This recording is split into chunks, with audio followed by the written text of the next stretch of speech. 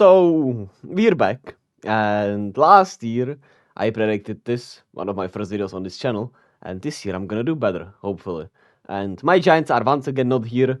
Surprise, surprise. They're signing Shohei and trading for Mike Trout, so we're gonna become the new Angels instead that we're gonna actually win. And as the modern philosophers say, may your Delulu become Trululu or something like that. Nonetheless, when we look back at last year, I I had a really rough postseason predictions. I predicted I predicted the goddamn Mets to win a playoff series, and then I predicted the Yankees to make the World Series. So there's that. Hey, at least I predicted. Yeah, I didn't predict anything well here, and let's just not speak about last year, right? It's a new age, it's a new dawn, and we're here to make our picks this year, and we're gonna make them goddamn better. Ain't that right, buddies? As the playoffs start literally in an hour, so I can't wait for that. And we're starting with the Tampa Bay Rays against the Texas Rangers, who almost blew it, but they won that one game against Seattle Mariners, and they stayed in this. And now they are playing the Tampa Bay Rays, who have been, one of the best teams in the league. They have been decimated with a lot of injuries, which is just insane how many injuries they've gotten. They still have Zach Eflin, Tyler Glasnow, as long as he's healthy, and Aaron Civali, who are all really great. The bullpen has some really good arms still, and of course, what else is there to say about their lineup, man? They can hit. They have a lot of solid hitters.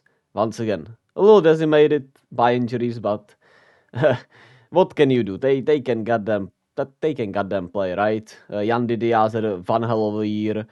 Let's not talk about Wander Franco, right? But they have had a lot of great players, and Yandy Diaz and Isaac Paredes have been constants in my fantasy or Sorare team. Then of course Harold Ramirez, Josh Love, Luke Rayleigh, Randy Arozarena, Jose Siri, Brandon Lowe. A lot of good players here, and they have still, I would say, one of the better pitching staffs left in these playoffs with, like I said, Zach Eflin, Tyler Glasnow, and Aaron Civali. All three phenomenal pitchers. You're obviously scared for Glasnow's health, but hey, he's pitching tonight, I'm pretty sure, or in an hour against the Rangers. Zach Eflin has been sensational. Aaron Civale has been sensational since they traded for him. And it's crazy how many injuries they've gotten, and they still won 99 games. It's truly a miracle that they are as good as they are, I would say.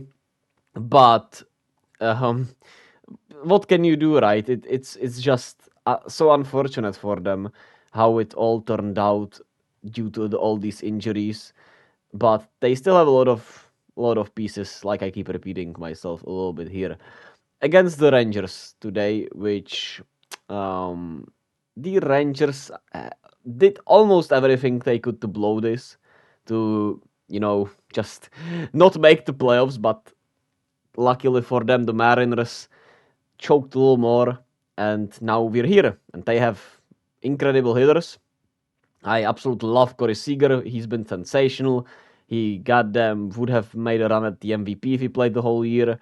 Marcus Semien was sensational this season. Adolis Garcia had an incredible year. Yona Haim has been so good. Josh Young, Leody Tavares, Nathaniel Love. They still have some really good pieces in Ezekiel Duran. And, the young guy that is out there in Evan Carter, who could make a difference this postseason. While the pitching is a little decimated and has gotten worse throughout the year, of course, Jacob deGrom got hurt, Max Scherzer got hurt. Now you have Jordan Montgomery starting, who was really good this year. He was really good.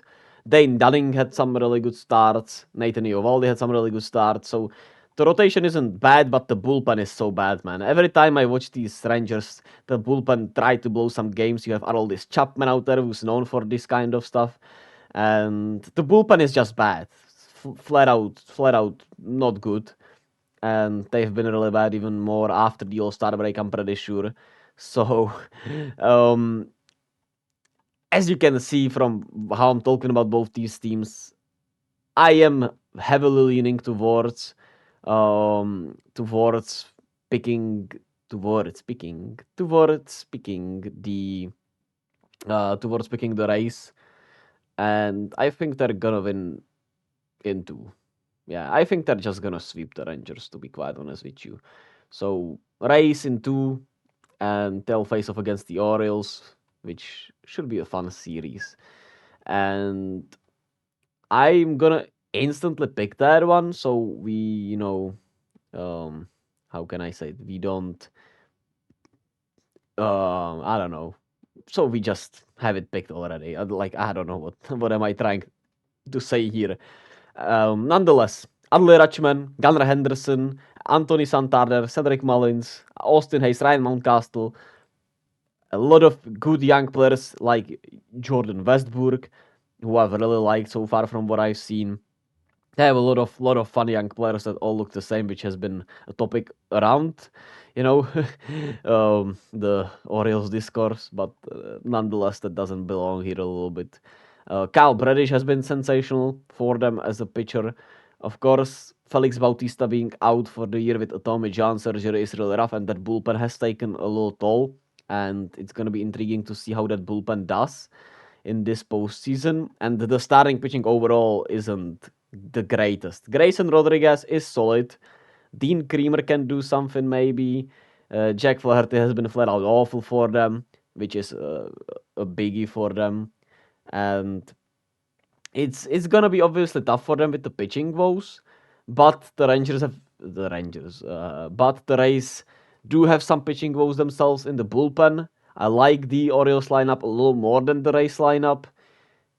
So I'm leaning Orioles in 5, which I hope I'm not saying it wrong.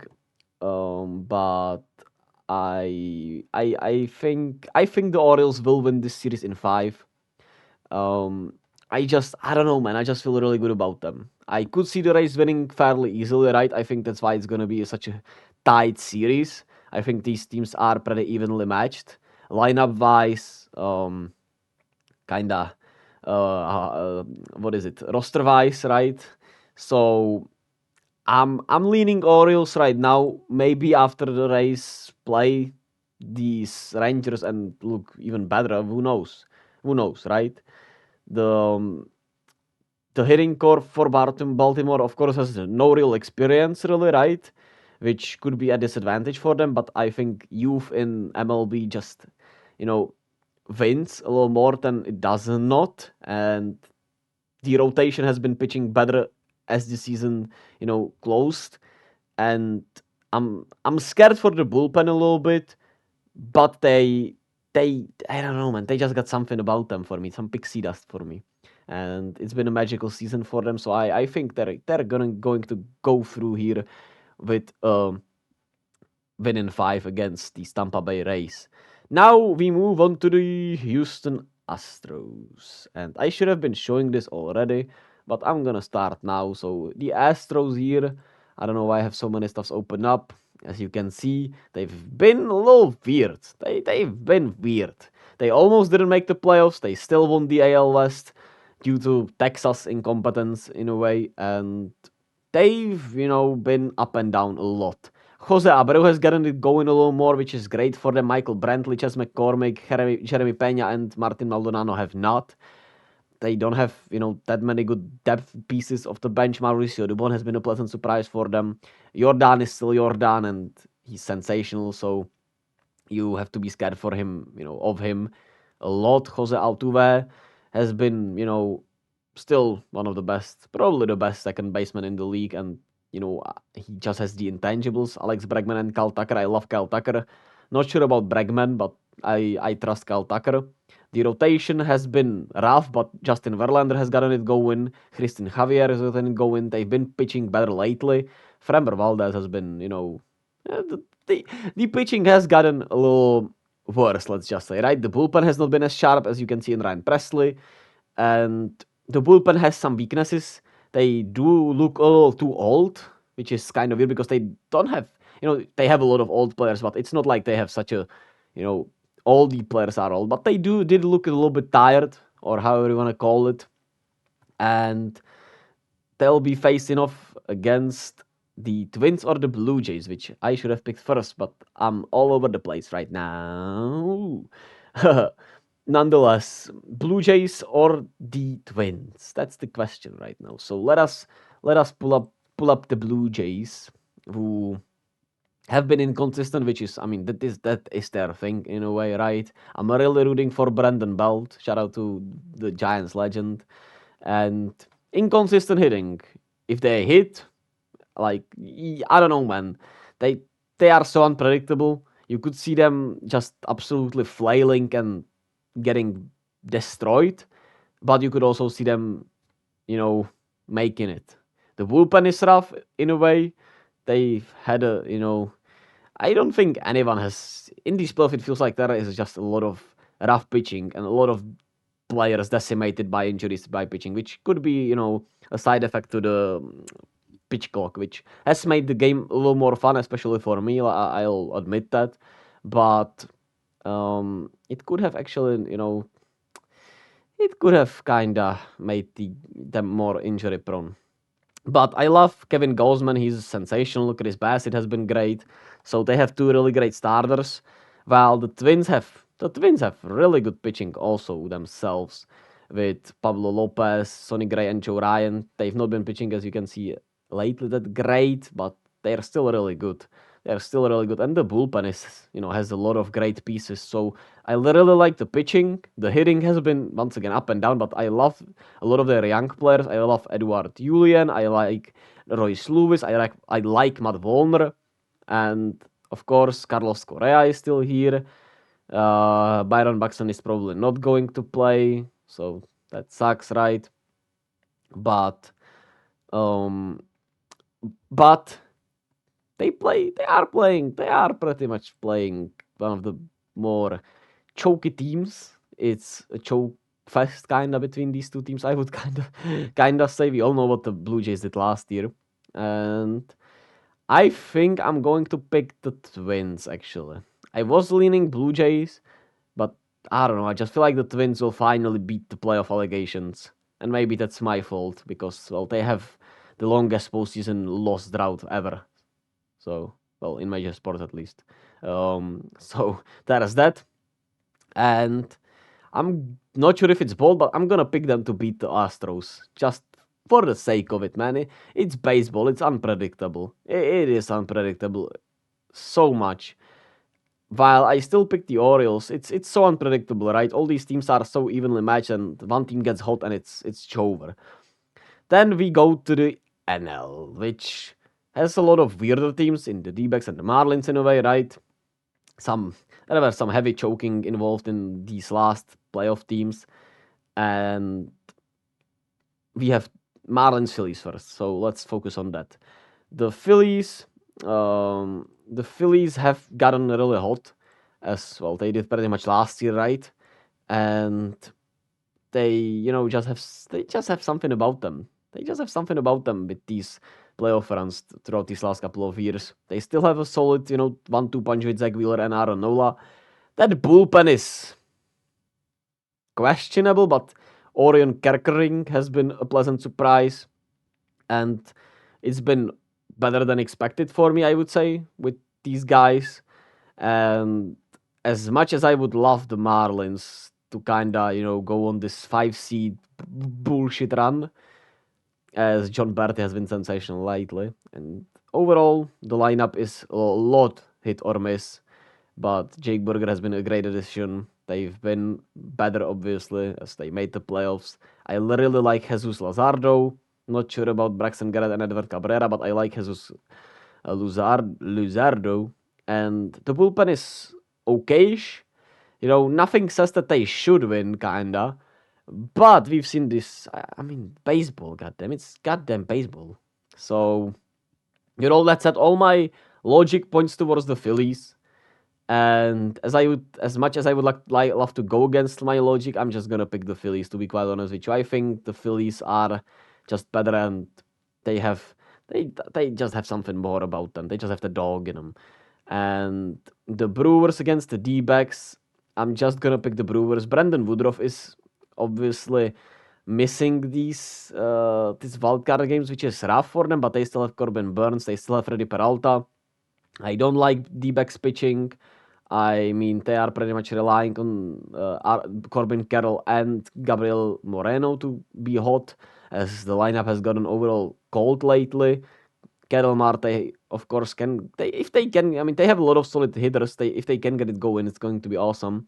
Zach Gallen is still good, but and they have Brandon Pfaadt pitching today. We'll see. Maybe he shows us something more. That bullpen is a little up and down. They've been better lately, though. And the Brewers, I just love their pitching, right? That bullpen is great. The starters are great. I just really like this pitching, for the playoffs. And we know that pitching is what matters in the playoffs at the end of the day. So I'm picking the Brewers against the D-backs, and we have Braves Phillies rematch from last year, which we haven't seen Atlanta's lineup, right? Which, I mean, goddamn, it's so sensational, man. And Orlando Arcia, while he has gotten colder, he is how can I say it? He is a clutch hitter, I would say, which is what matters. Sean Murphy has gotten a lot cold, which is crazy, right? But he can also get it going. And you have Spencer Strider ready. We'll see what the other pitchers are. Max Fried, of course, has been some dinged up. I'm seeing Kyle Wright has been out of the bullpen, so we'll see how the pitching goes because the bullpen, the middle of the bullpen especially, is not great, and I think the pitching could be their downfall essentially. But I'm gonna pick them to just get the revenge on the Phillies. They will be playing some games for the fans throughout, these wildcard games, so they don't get cold. I think they will be more prepared, and I think they're just that team right now. And I'm picking the Brewers to win against the Dodgers. The Dodgers pitching has been kind of decimated, and I just think they're postseason chokers, and I hate them kind of. So that is that. But Mookie and Freddie, and of course this lineup can still get you. I think it's a little worse than it has been throughout the last couple of years, but they still won 100 games. They're still sensational. They still have some voodoo magic. Bobby Miller has been really good. Postseason Kershaw is postseason Kershaw. That's why I'm picking against them. Essentially, I would say mostly. And like I talked about, I really love the Brewers pitching, and their hitting core can get it going. They have some solid hitters, and they've been getting better and better as the year went on. So there we have it, 1-3 on both sides. That's crazy, and I'm gonna pick 1-1. I'm gonna be conservative this time, I guess. I don't know. It just feels like both teams will be the best teams, and the reason that is, of course, the Braves lineup. I just like them to win a 7-game series against the Brewers, despite the Brewers having a lot of great pitchers. I think they can tire them out with that lineup, which is more heavy. And of course, the Brewers will be playing a little more games. We'll see. Could be wrong. Could be the pitching and could be Brewers. And the Twins, of course, have a better pitching. I could see, obviously, this is going 7 both ways, but I think the Braves will win in 6, maybe in 5 against the Brewers, and the Orioles, I think they'll win in, once again, 5 or 6. Those are my predictions, and I think the World Series between the Orioles and Braves are what we kind of deserve. Both number 1 seeds, both sensational, and I'm gonna pick the Braves. So, that is that. Oh. The World Series will go to... Do I go 7? Do I go 7 games? Yeah, I'm gonna go 7 games. Home runs do you think will be recorded during all 2023 postseason series? How many home runs? Hmm. Hmm. How many matchups are there?